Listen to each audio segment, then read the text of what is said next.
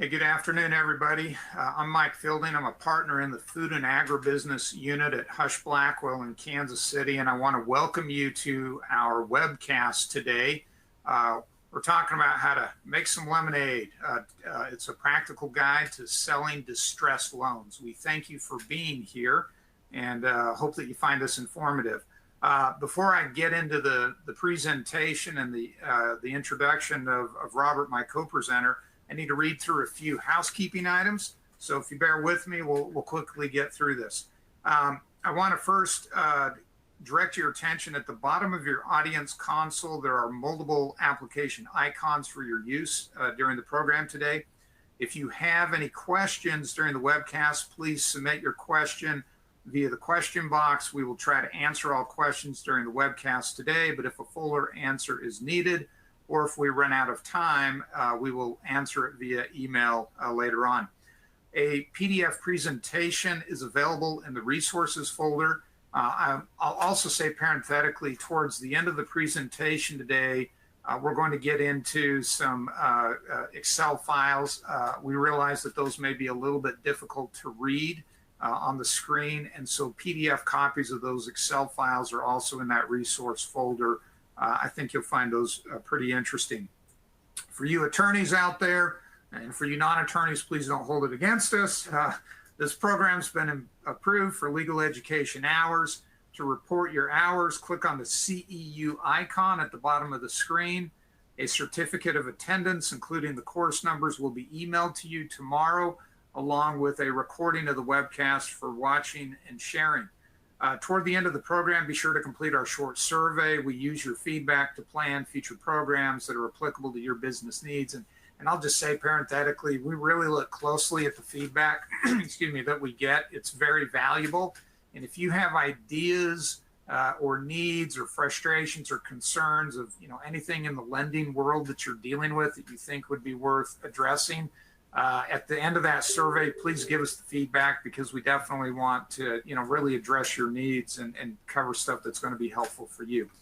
So that's it for the housekeeping matter. So by way of introductions, I want to first introduce my co-presenter, Robert Milam. He is at Summit Investment Management. And just a little bit about Robert. Robert works as the Director of Originations at Summit.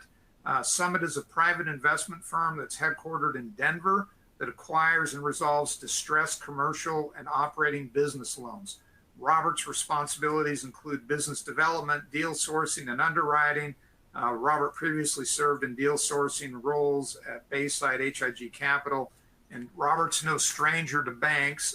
Prior to working at Summit, he worked in various senior leadership roles in the special assets departments for TD Bank, Regions Bank, and South Trust Bank.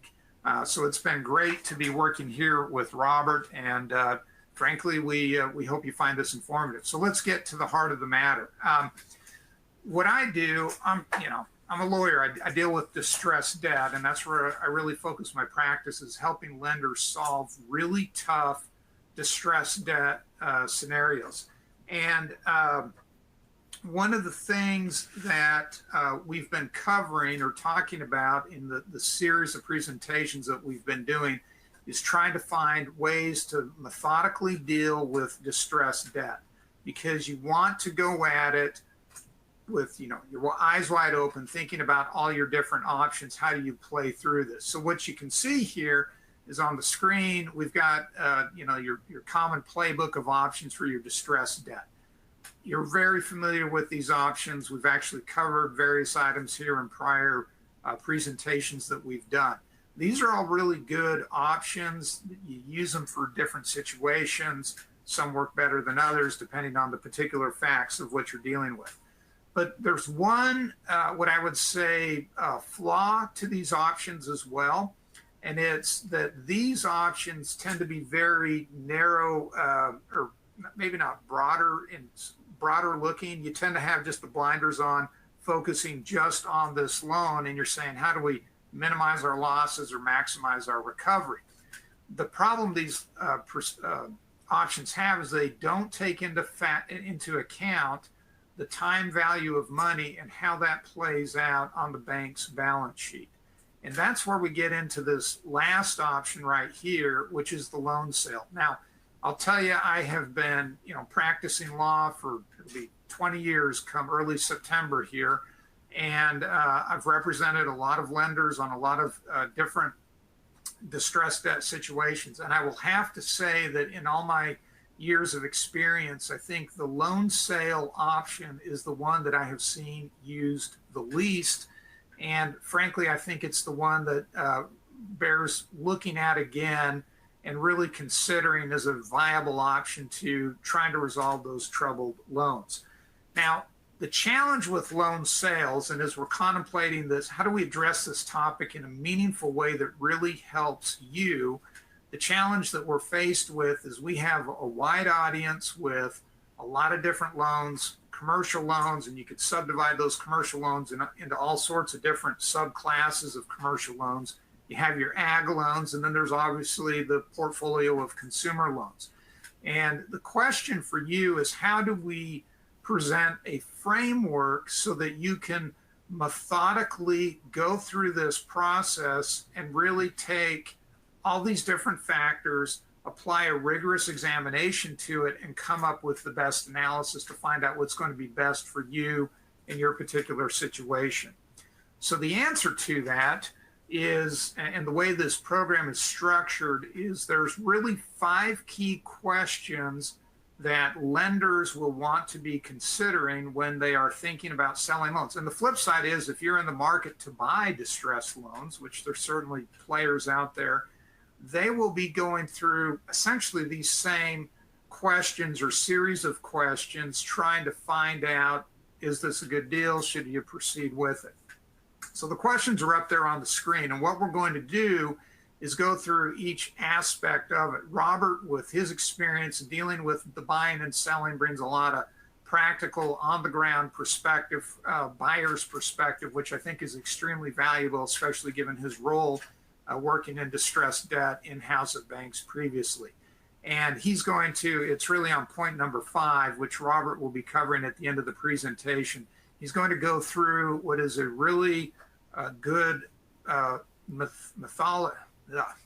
I'm stumbling all over myself here. He's going to go through a good methodology for thinking through, do you sell the loan or not? So we'll get to that.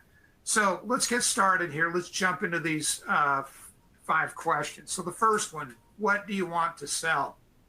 And this is a pretty big question, because when you are considering what to sell, you can see here on the screen, you have like these buckets of categories. And you really need to think about them, because depending on the type of situation that you're in, it's not only going to impact the market, who you're going to potentially sell to, but also how you're going to go about potentially marketing that and thinking about the process of selling. So obviously the loan type is critical. There's the what I'll call the 3 big categories. Your commercial and ag, I think, is distinct enough from commercial. You want to subdivide that out.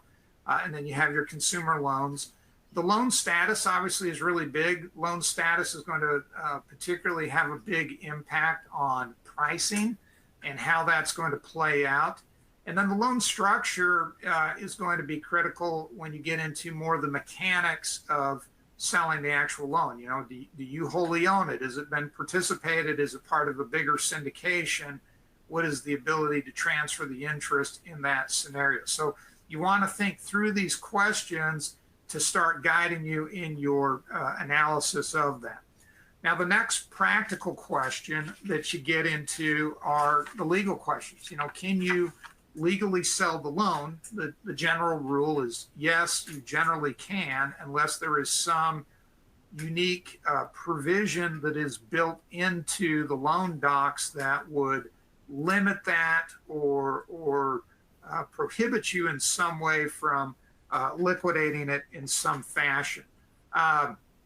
One of the things that, as you are thinking about legally selling the loan, and this really goes to some due diligence that we'll cover a little bit later in the loan, is do you have the original loan documents? So when you're dealing with a distressed loan, you not only want to be thinking about your playbook options that we had there at the beginning of the presentation, You also want to be thinking about, hey, I've got this other option, selling the loan, but if I want to make this a viable option, I need to make sure I have all my bases covered.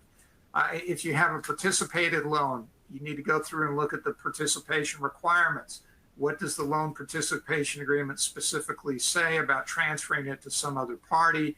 A unique issue that I know is maybe not a legal prohibition per se, but it's a practical concern, I think, particularly in the realm of consumer finance. And that is, if we sell the loan as a bank, are we subjecting ourselves to lender liability?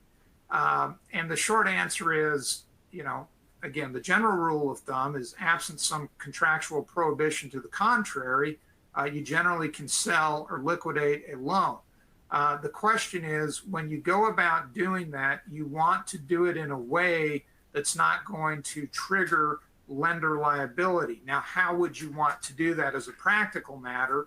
Well, there's some things that you could put in place. We'll get into that a bit later, but such as getting a forbearance agreement, getting a release of claims, because especially you're dealing with a distressed debt. Another key thing is making sure you're keeping the borrower well informed that A, we have the ability to sell this, and B, guess what? We're selling it. So you don't want to have any surprises to the borrower. You want to essentially do a smooth handoff from the bank that owns the loan to the new entity that's acquiring the loan, so the borrower knows that, yes, there's been this change in ownership, monies now need to go to the new owner, and we're going to deal with this accordingly. So don't need to belabor that, but I want to just generally say that, yes, you can sell it, and yes, you can avoid the lender liability, but you want to do it in a clean, clear manner so that, again, there's no surprises and everybody realizes recognizing what's going on. Robert, tell us about buying loans.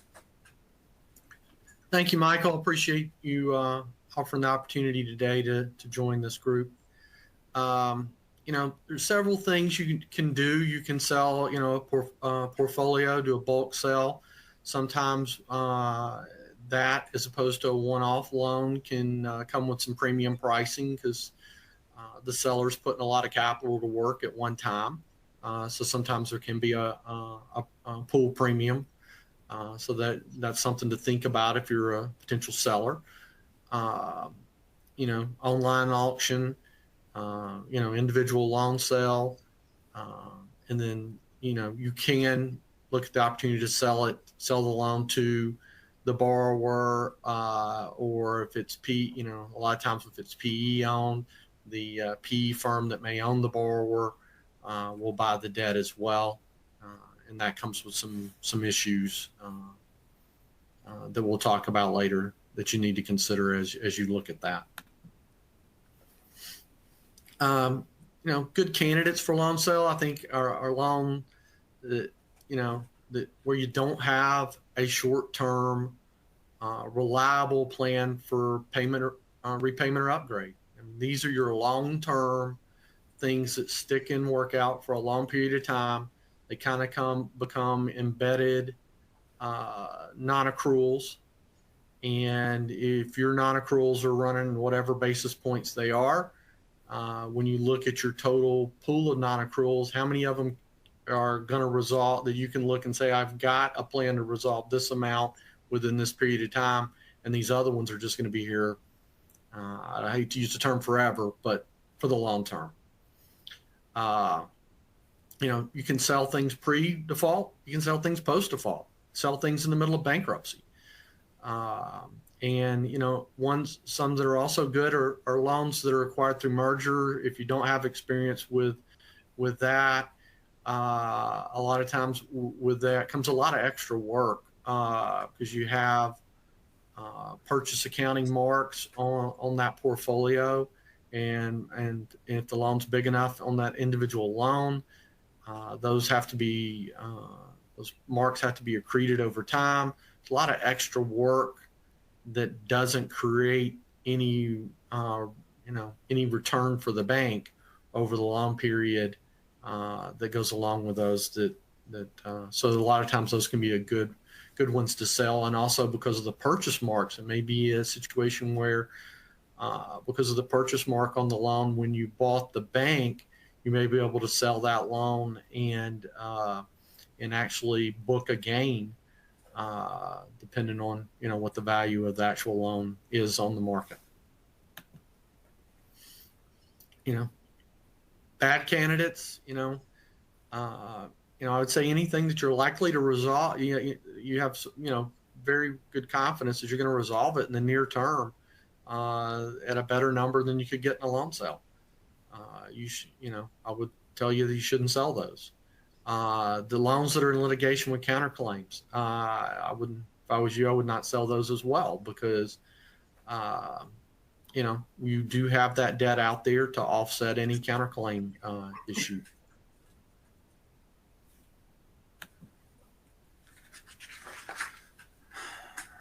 All right, so before I cover this slide, we've had some really good questions come in. I actually want to save the questions, some of them, for the end, because they get to some bigger global questions.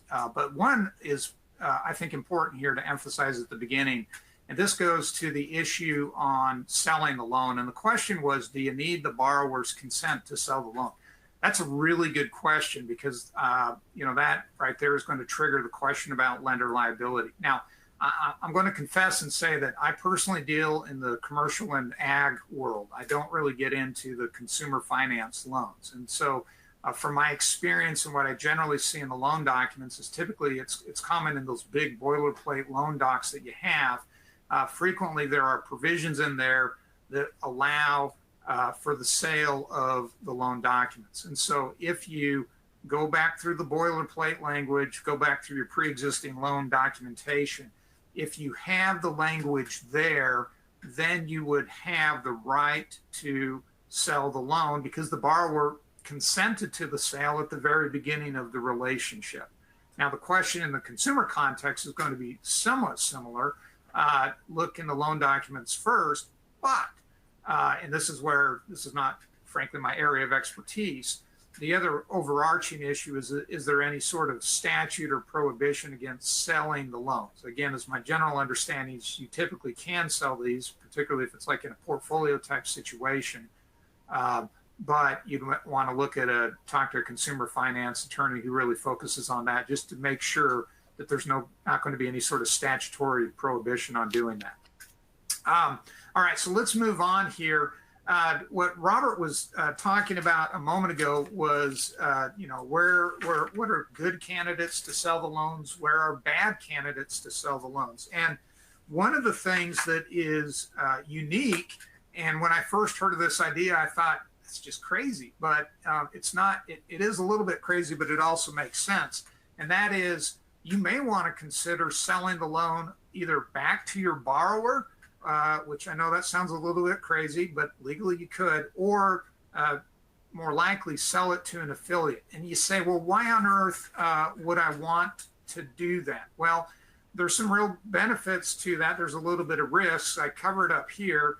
Obviously, if you're selling to an affiliate or somebody that's in the loan, you're going to have less due diligence. Your reps and warranties that we're going to cover in a little bit aren't going to be as onerous, because everybody knows what the situation is. They know what they're getting into.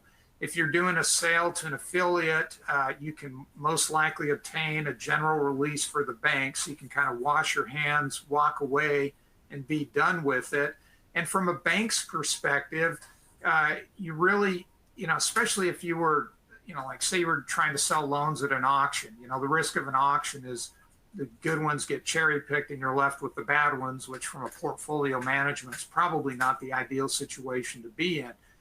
But if you're selling a one-off loan, you've got the negotiation with the borrower and you're going to know what the impact is on your balance sheet. Now, there's obviously some limitations or concerns about trying to do a deal like that, because if you are going to sell a loan at a discount to a third party, the question is, why would you not sell the loan at that same discount to like a guarantor or an affiliate?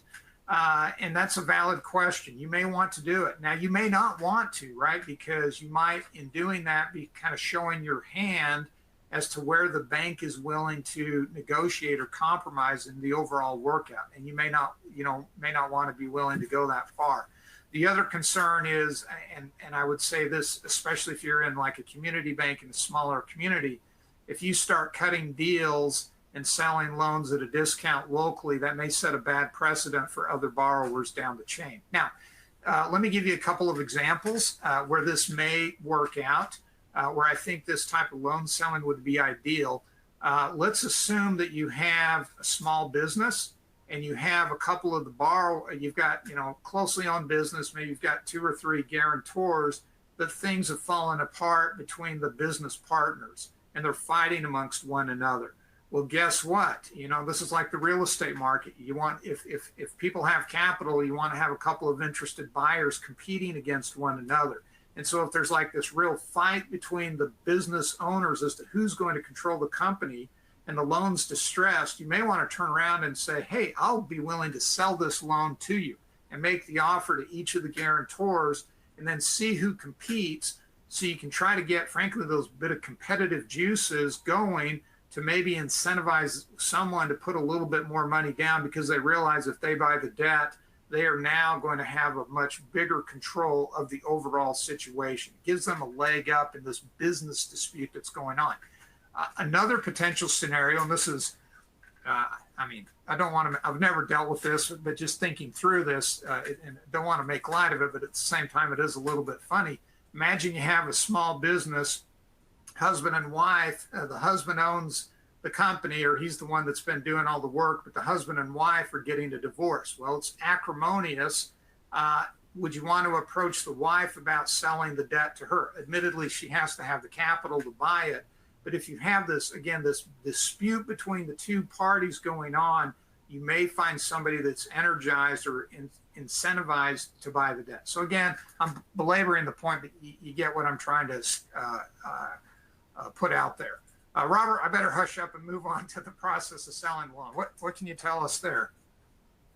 Yeah, one of the things we'll cover here in a minute is kind of a example of a decision model that a bank shared with me that we could use in the process today to look at how they would look at it. So you put it through the decision model. And one thing I wanted to stop here and mention is at this point is, this is for the decision within the 4 corners of the loan. Should I sell this loan? That's not the only reason to sell a loan is the 4 corners of that deal. There's other big picture reasons that may drive the decision to sell a loan. Certainly probably not the environment in our current environment we're in today. May not be that big of an issue, but there have been times in the past, and there'll be times in the future, I believe, where they will be. And what I mean by that is, let's say you're trying to make a decision, should I sell this $2 million loan? And within the 4 corners of the deal, the answer is kind of no. But at the same time, I know I've got another $2 million loan coming that's going to roll into non-accrual next quarter. That's material for the size of my bank, and I don't want to show a big uptick in my non-accruals.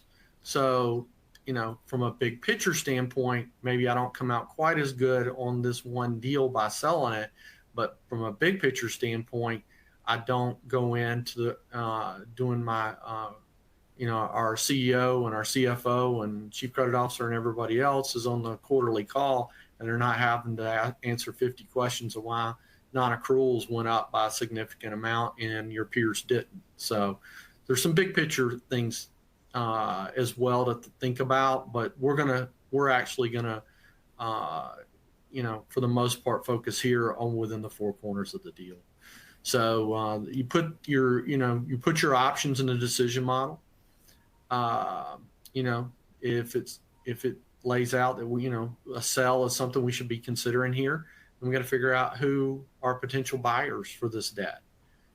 We contact those potential buyers and say, here's what we have, here's what we're looking to sell, here's kind of a range or a number that's kind of a strike price for us. A lot of people are very reticent to do that. I think it makes sense for both parties. And the reason I do is if you were to come to me and say, Robert, here's what I want to sell, here's kind of the number that I'm, looking to hit, and you don't have to give me an exact number, just a range, probably tell you pretty quickly if I think we can do that or not. Because the next pieces to the puzzle we're going through are a lot of work for both sides. And I don't want to waste your time doing a lot of work on something that has no a very high probability of not happening.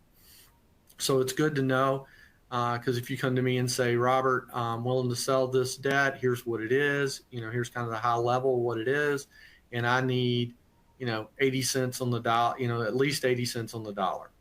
And if I look at that and go, that's never going to happen, never going to get to 80 on this, and here's the reasons why, then neither one of us waste a lot of time. If I think we can do that, and I say, okay, let's go to work. We go to work on it thinking we can get to 80, and somewhere along the process, we find things in due diligence that would make the number more like 70. We want to be able to stop at that point, pick up the phone, call you, and say, I know you were looking for 80 on this. These things have come up in the due diligence. It's going to cap the price at 70 from, as to where we're at right now. Do you want us to put our pencils down, or do you want us to keep working? Kind of back to what I said earlier. Don't want to waste a lot of your time and efforts on something that's not likely to happen. You can, at that point, stop us and move on to whatever your other options are on that credit, or say keep working and let's move forward. Maybe it's something that you guys were unaware of, or hadn't focused on how that might impact the pricing. Once you provide us with the due diligence materials, a lot of that things are going to be loan documents, financial statements, projections, appraisals, things like that are kind of some of the basic things. And each deal, as you know, is a little different, and you have different things in your files in each deal. And at the end of the day, we're buying your file, so we need to know what you know. Your individual bank's assessments, internal documents, those are yours, not something that we necessarily need, but we'll make our own assessment on values and stuff. Once we get the materials, we'll go through them. We'll probably come back with a few questions, and then tell you, kind of what we would pay for it. And you've got to determine if that number is a number that works for you. And if so, we'll move forward to close the sale. I would say, as you're determining who's, back to the potential buyers, I think you want to focus with somebody who's been in the business for a while. I can tell you in 07, 08, 09, those kind of time frames, when I was running a workout group, I got multiple calls every day from multiple people telling me they would buy anything we had and, pay some crazy numbers for it and promise you the moon. And I'm going to be kind and tell you 95% of the people who called me had no money. They were looking to do one or two things. They were looking to find a deal and then go broker it, which means they were going to breach your confidentiality agreement as soon as they got the information from you, because they were going to blow it out to everybody they knew. Or second, they wanted to find a deal, tie the deal up, and then go find an investor to fund it. The likelihood of that deal closing is very low. So, be careful who you're trying to transact with. You want people that have a proven track record of actually closing deals. Yeah, those are all really good points. And I'll just say parenthetically, we've had some additional great questions come in. I've answered some of them individually to the folks that have been asking them. There's others. I see your question. I actually want to hold it to the end because I really think it'd be good for the group as a whole to hear it. So let's briefly talk about, your loan document considerations. So one of the questions we had from one of the folks here today was, what's considered as part of the due diligence process? And due diligence process from the buyer's perspective is really going to be looking at this whole package. What are we getting into, right? You're kicking more than just kicking the tires, right? You're looking under the hood and really finding what type of a car vehicle you're buying here. So we have, just the basic considerations that are the most common ones that are going to be considered. Do you have the original note, your allonges? Has everything been properly documented and executed? I mean, these are some really basic questions. Frankly, you as a lender should be asking that yourself internally when the loan becomes distressed. Because if you can't answer the question yes or can't answer those questions in the affirmative, you have some real problems that you need to fix early on before you even think about selling it. Other issues, the loan covenants, have they been breached? If so, when? Why? What were the circumstances? What's the documentation surrounding that? Maybe you have a line of credit with the borrower and you have some sort of lockbox situation or a cash management situation involving the company. You need to go through and be able to explain and disclose those items. Related to that would be loan servicing. Who's doing the servicing? Is it you? I mean, are the payments being made directly to you? Do you have an affiliate that's acting as the servicer? Certainly you'll see that, I think, more frequently in the consumer loan context. But these are critical questions because if you're thinking about selling this loan, the question is, okay, if we let it go, how does it impact this ongoing working relationship? Especially if you have this deposit account relationship with the bank. And if you sell the loan, what's going to continue to happen with that? You need to think that through. Subordination agreements, obviously, if there's other distressed debt, you'll want to factor that into the picture as well. Collateral considerations. Do you have a current appraisal? Can you share that? What's the value of the collateral? You as a lender are looking at it saying, where do we think this is going? Real estate tends to hold its value better, as an AR. Obviously, the value is going to be a lot less just on what you can actually liquidate out of it. Title reports are a really interesting issue.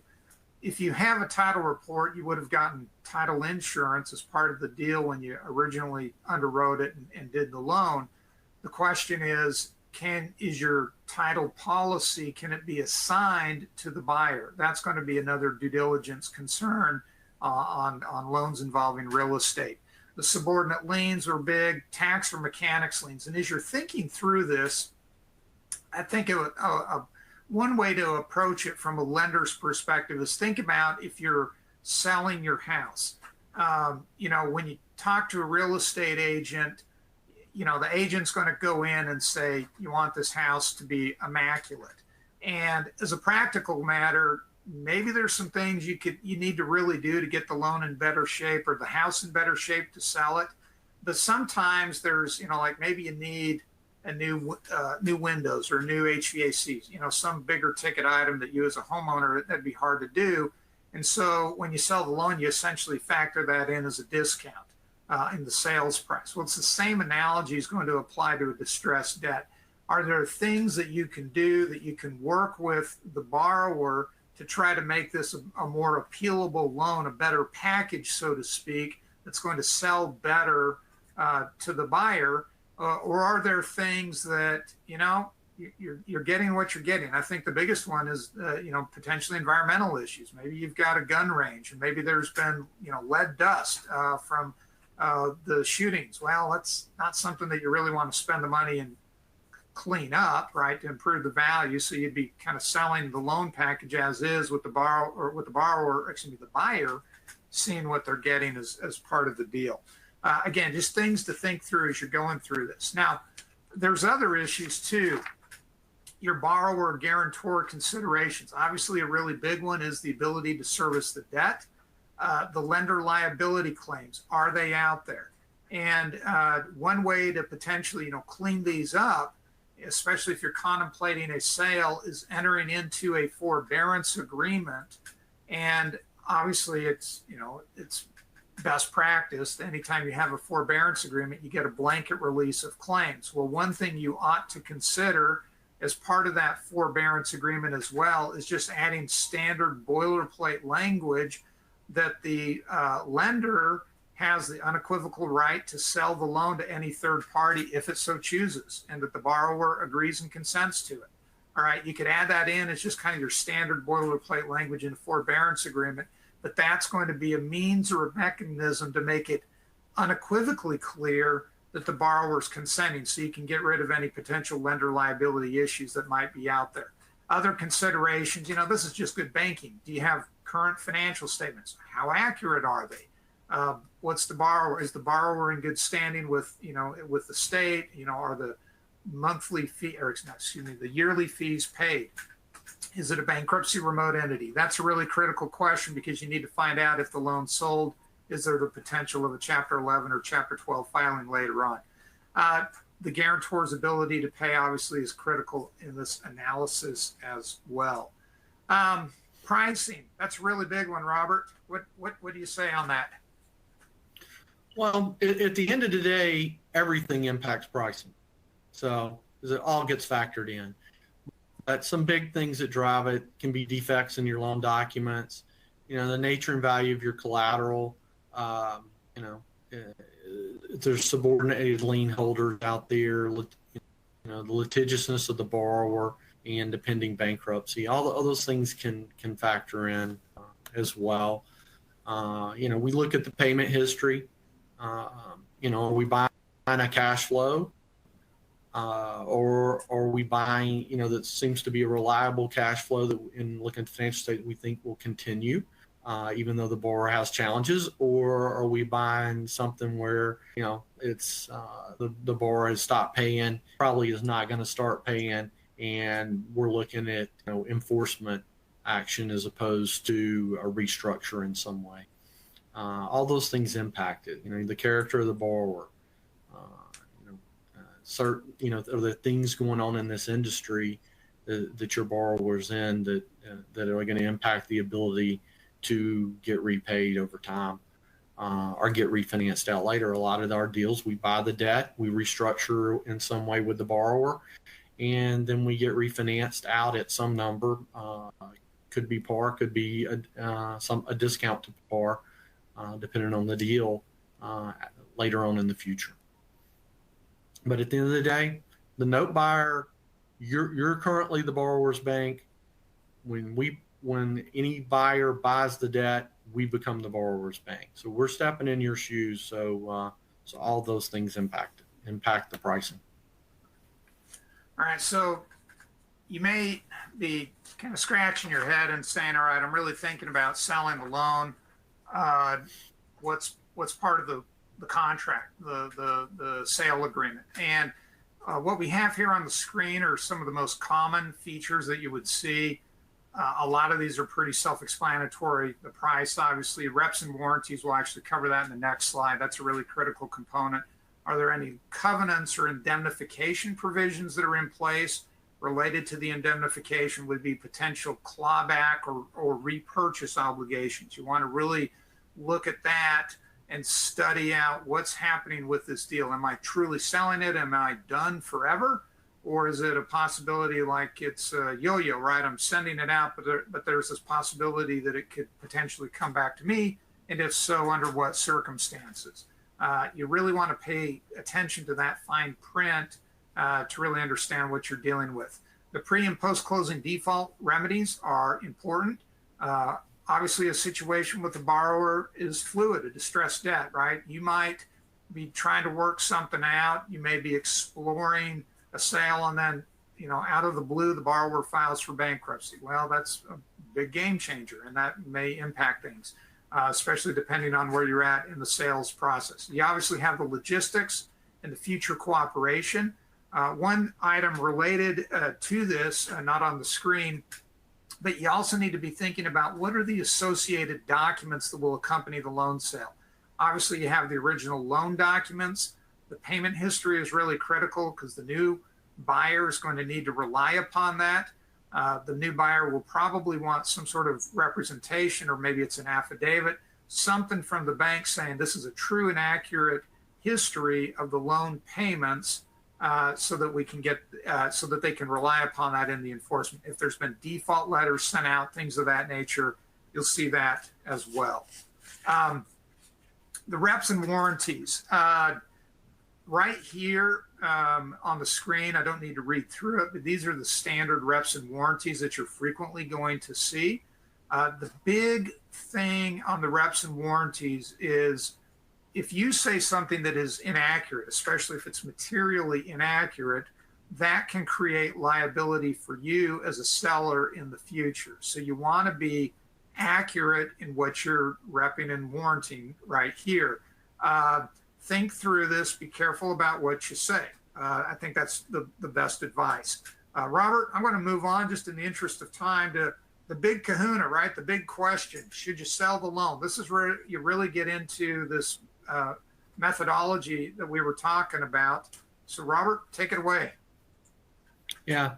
And, and that's back to what we talked about earlier from a big picture standpoint and within the four corners of the deal. This is really going to focus on the four corner of the deal.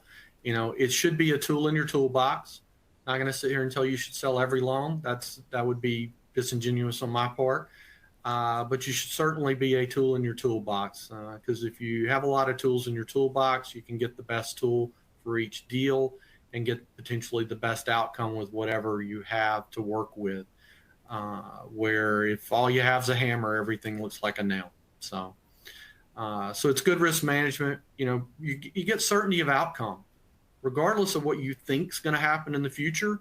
That has risk, and a lot can change, as you know, with dealing with these problem loans. A lot can change over time, and they usually don't go in a straight line. They take some pretty crazy turns at times. You have the potential for excess reserves to be released and redeployed into earning assets as opposed to non-earning assets. Non-accrual loans eat up a lot of reserves. As loans go down the risk rating curve, they eat a lot of reserves. And you can increase the net interest margin at your bank. When I was at Regions Bank, we really got focused on the first year I was there on our non-accruals, and we really drove the amount of non-accruals down within the portfolio using a lot of different options, and increased our net interest margin pretty significantly that year. And almost all of it was just from reducing non-accruals. It's simple math. You can eliminate your headline risk. If you got church loans and things like that, you don't want First Bank of wherever foreclosing the church. Those are good loans that you want to think about selling and let somebody else deal with those and get rid of the headline risk. So, and then also maybe a position where you got a lot of inflow of deals. You think that inflow is short term and your staff can only handle X and you got X plus Y. I would take a quick look at could we sell off some deals to get ourselves in balance as opposed to adding staffing, which with that staffing, is more permanent. It's hard to get through that. One thing that we've seen lately is a lot of hotel loans being sold, and it's banks a lot. And for a lot of those, the bank is managing down their exposure in that industry. When they have their quarterly earning calls, they can point to that because that was a big concern for a lot of people in the investment community. So we'll run through these kind of quick. As Michael had said, the next couple of slides are going to be a little tough to read on here when we get to the PDF. So you may want to pull those up later and look at them. But let's say in this first scenario, our baseline example is, we have a $2 million loan. We've charged it down to $1.5 million, but we're tying up another $300,000 in reserves. If we can sell that loan for $1.6 million, we just had a $100,000 recovery. We just released $300,000 in reserves that can be used to produce income.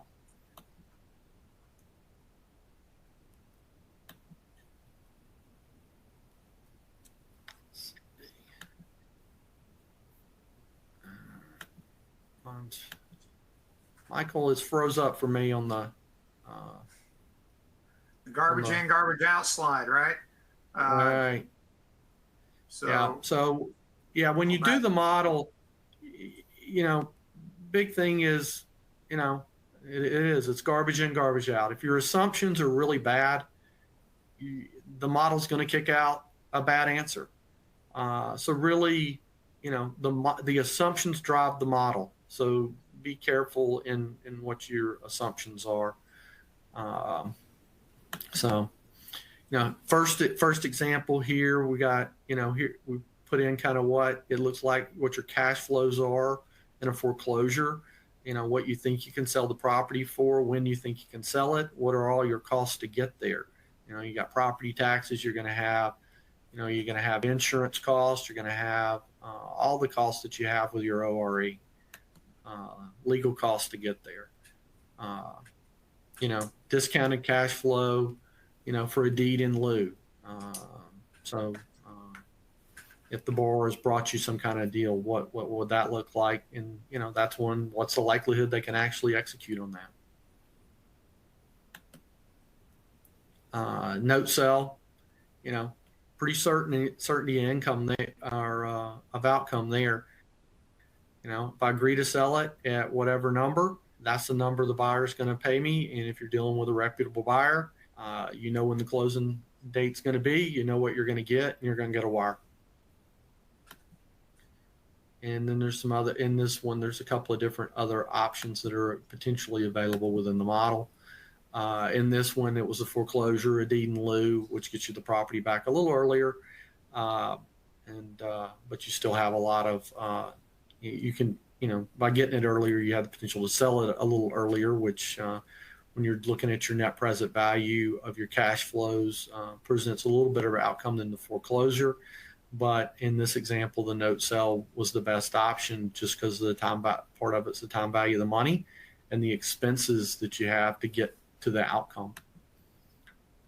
So in example 2, note purchase price was $1.4 million. Additional charge off is $100,000 because you were carrying it at the $1.5 million level. But you do release another $200,000 in reserves that you can use to produce income and start digging your way back out of the, you know, from having to deal with this problem. So in this scenario, we had a foreclosure option, fairly similar to before, a deed in lieu option that we thought was potentially possible if we could get a deal cut with our borrower, our note sell option. And then we had a short sell option where the borrower had come to us and said, hey, I've got somebody that wants to buy the property. Would you release it for this amount? So you can look at that option as well. And you got to factor in the risk of, you know, plenty of times people have brought you deals that didn't close. So what's your analysis of that actually closing? And then we had a modification one that we did not think was an option, so we didn't fill that one out. But when you compare them all, you could look actually the short sell, you know, in net cash flow produce the most amount, you know, or more than the note sell. But when you did them and, you know, discounted them for the time value of money, the note sell still came out best. So, Robert, I think one thing to mention, let me back up here to this slide, is you can see in these different columns, you know, you got the foreclosure, deed in lieu, note sale, short sale. And again, these PDFs, they're in the supplemental material. So if it's hard to see this, you can look at those. There's really another category that you need to add. This is the bankruptcy attorney and me speaking here. And that other category would be what's the risk of a Chapter 11 or a Chapter 12 filing and the risk of a cram down. Because what happens in that, you know, that's frequently the big threat by the borrower, you know, deal with me or I'll file. They certainly have that right to do that. And you need to think through and say, if they were to file, am I undersecured? Okay, how much of that undersecured portion then gets, you know, as the new secured loan? And then what's the payout terms typically borrowers may want to do something like 5 or 7 years. It depends on the particular nature of the collateral. But you really need to add that into your analysis. I think almost always the bankruptcy result will probably look the worst, but it's good to think about what are all the different options or ramifications that the bank may possibly be facing. Obviously, you can take this model, make your own permutations on it, but the goal here is saying what's the net present value and then what's the corresponding impact on the balance sheet. All right, so Robert, we've had a boatload of questions that have come in, and we've covered some of them, but there's others that we haven't covered. And so I'm going to start at the bottom, and we'll work our way up and get these covered here. The first big question that came in is asking if we would deal with the risk of selling an active and partially unfunded line of credit. Can you? That was the first part of the question, and then the second part of the question was whether or not you could sell government guaranteed loans. Robert, what's your perspective? We'll take that second one first. What's your perspective on buying and selling government guaranteed loans? Is it possible or not? Typically it is possible, but depending on who the buyer is, like for us, let's say as an SBA loan, we're not an SBA lender, so we can't pay you for that guarantee. We would evaluate it like it had no guarantee, because we would have no ability to collect on that guarantee. So if you had somebody who was an SBA lender that was a buyer, maybe you get value for your guarantee, but or maybe there's something that has happened along the way where you think it's highly unlikely you'll be able to collect on your guarantee anyway. And if that's the case, then you need to be looking like really evaluating it like it is not a government guaranteed loan. So the next question, Robert, related to that was, what if you have a partially unfunded loan? Maybe you have a line of credit of some sort. What's the risk associated with that? And I think from the lawyer's perspective, if you've committed to loan the monies, that's what the loan obligation is. And then if you're transferring that, the question from the buyer's perspective, Robert, is when you're in a situation, do companies such as yours typically take that on or not? We will. Some sellers will not. Some buyers will not. They'll only buy term type debt. Some, like Summit, we will buy a line of credit as well with unfunded liabilities.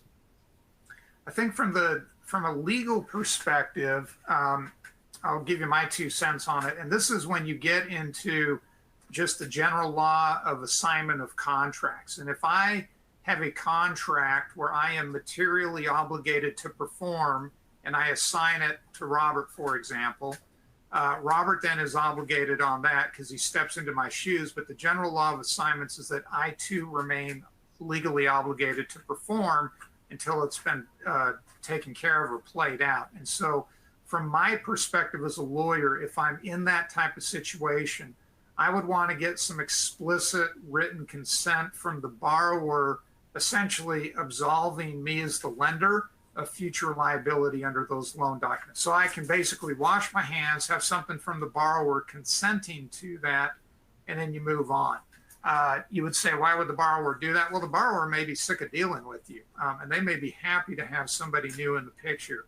But that would be the legal perspective on it. All right, let's move on to the next question. Next question was asking about. Oh, go ahead. Hey, Michael, can we hit one more thing on the line of credit? And it's important for a seller to understand this. Some people don't.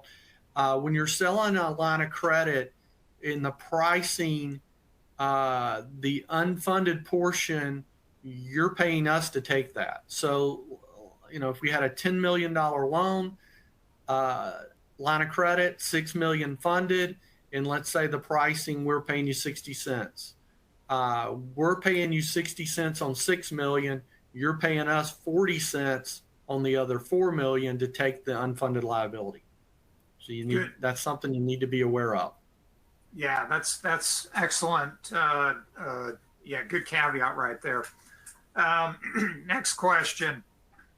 This asking about converting to an LLC to a term loan with a minimal amortizing like $100 a month, if that would be sold within a year. Robert, what are your thoughts on that? Say that again. I want to make sure. Let's see. It's number 4 on the list. Okay.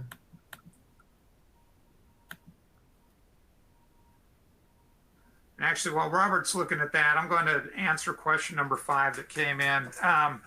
The question on number 5 was, what is the risk of selling a note to a competitor under a loan-to-own situation or principle? There's a real risk of if you're dealing with a competitor and you are, selling.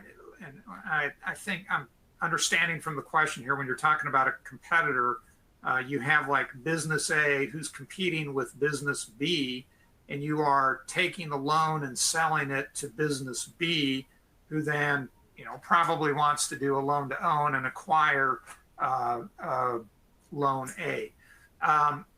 Again, from my perspective, you want to go back to your loan documents. What do they say? Do you have the right to sell the loan? Can you do that? Now, that's the beginning point. The risk that you would have, especially if it's in a really highly contentious type of situation, is there somehow that they could come back and accuse you of tortious interference with contract? And right now what I'm doing is I'm putting the plaintiff's tort hat on my head and saying, if I am the business and now my competitor bought the loan and is now foreclosing on me and I'm all up in arms about that, how do I just start screaming and hollering? Well, you would start screaming and hollering and say, well, the bank who sold the loan was maybe tortiously interfering with my contract, my business somehow. It's a bit of a stretch argument because there's a lot of law out there that generally allows banks to do things where it's been contractually agreed to. The safer thing to do would be, again, go back to my forbearance example.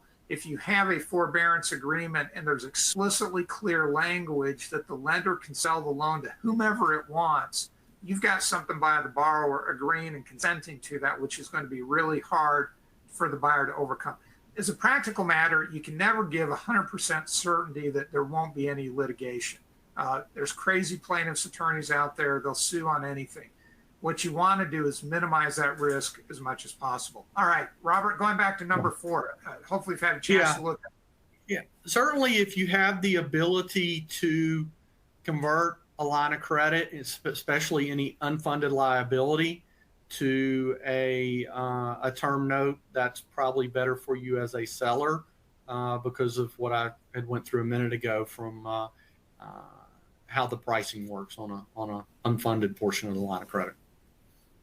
Okay, let's move on. Another question. The next question, this is question number 9. How do you deal with overall confidentiality with the buyer if you need to deliver a PFS to note the buyer and not get sued, especially note that the buyer is a competitor? So I've given kind of my perspective here. Robert, what's your, when we say PFS, I should say that's personal financial statement. And the question is disclosing this information. How have you dealt with that on your end? I've got my own thoughts, but I want to hear from you. Yeah, for us, that's if you want us to have that, you want to get the full value of what you're selling in the note, we need to have the full value ability to analyze everything. And if you have a guarantee and you want us to give value to the guarantee, then we need the financial statements of the guarantors. One of the issues I see here in the question is, you've got a personal financial statement. It's all this information on company A. Company B may really want to see that. And the question is, if I'm disclosing that to company A or to company B, am I violating some sort of lending relationship that I have with the borrower? Again, there's a real risk with that, right? And you don't want to treat it lightly because company B could be looking at buying it, and they may just be milking you for information, or they may be genuinely interested in the deal and they later renege on it. At an absolute minimum, you need to have a pretty strict confidentiality agreement in place that's going to protect the disclosure and use of that information. That helps to a degree. But again, we go back to this earlier point that I made. It is ideal to have something in writing by the borrower consenting to this type of situation. That's my one concern about the competitor involvement, is that's where you might be stepping on a bit of, landmines that are out there, especially if somebody ends up losing their business. I think it's a little bit different if you're selling to affiliates where everybody already knows what the financial situation generally is of each other. The risk there is a little bit mitigated. All right. Right. And you're also dealing with somebody that's not used to buying notes, so that their ability to breach or likelihood of breaching your CA is probably higher because they're used to buying a company or something. So they're used to going through a different due diligence process. This due diligence process is different. And if they're not used to it, their likelihood of breaching your CA is probably a little higher than dealing with somebody who is in the business of buying notes. Yeah, good point. Well, another good point we just had come in here. If you're having somebody sign a non-disclosure agreement, you want to make sure that the company signing it is a real entity with actual assets and not just, some quickly made LLC that's an acquisition company. We have one last question because we're really up here we're actually past the hour, but this last one is a good one, Robert. It's number 10. We talked about the government loans, but the question is, how much of a factor are personal loan guarantees when figuring as the potential premium or discount on a sale value of the loan? What are your thoughts on the personal guarantee? It certainly is part of the analysis and goes into the pricing. Do you think the guarantees are enforceable? Do you think the guarantors have real assets that you could get as a source of potential repayment? As far as it asked the question from a discount or a premium. I'm not sure how you pay a premium for it because at the end of the day, they only owe you what they owe you. So, if they owe you $1 million, they're not going to pay you $1.3 million because this guy has a huge balance sheet or huge cash reserves. So I'm not sure how you pay a premium for the guarantee, but it certainly may take a loan that would be at a significant discount and make it at a lesser discount because of the ability to pay. All right.